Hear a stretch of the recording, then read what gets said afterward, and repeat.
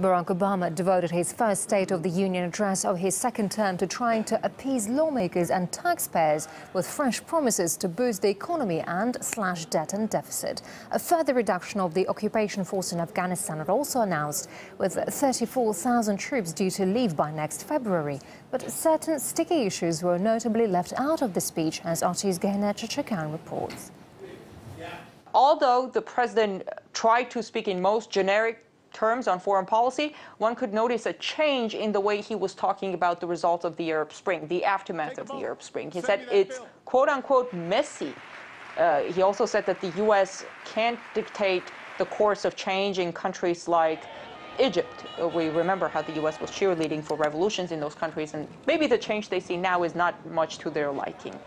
The president was very briefly and cautiously mentioned Syria, saying the U.S. supports those in the Syrian opposition that respect the rights of all Syrians. But with terrorists flooding into Syria and with radical forces doing a lot of the fighting for the opposition there, it's really hard to see much respect for all Syrians' rights at the moment.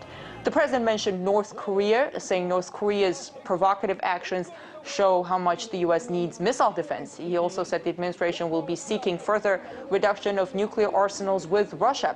Although there was no mentioning of the word drones, President Obama did say that the administration will continue to chase down suspected terrorists around the globe. Despite the UN raising concerns about the legality of the use of drones, Washington is setting up new drone bases around the globe. The war that the administration is waging with a remote control is shrouded in secrecy. And as you can imagine, the president did not say much about it, but he did say this. It's true, different Al-queda affiliates and extremist groups have emerged from the Arabian Peninsula to Africa.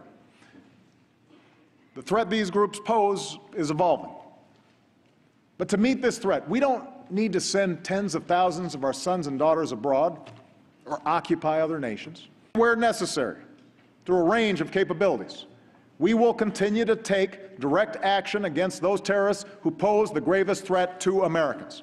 The administration's no prisoners policy has raised all sorts of red flags, numerous reports of civilian deaths in those drone strikes. President Obama did say in the speech that his Justice Department was working on legal framework for those operations, but one wonders what kind of legal framework that could be when the man who's been in charge of the program, John Brennan, during his confirmation hearing last week, explained why the administration couldn't go to court with drones. He said, we don't punish people for past guilt. We strike before they take action. He basically said the U.S. government could execute people for what they haven't done yet.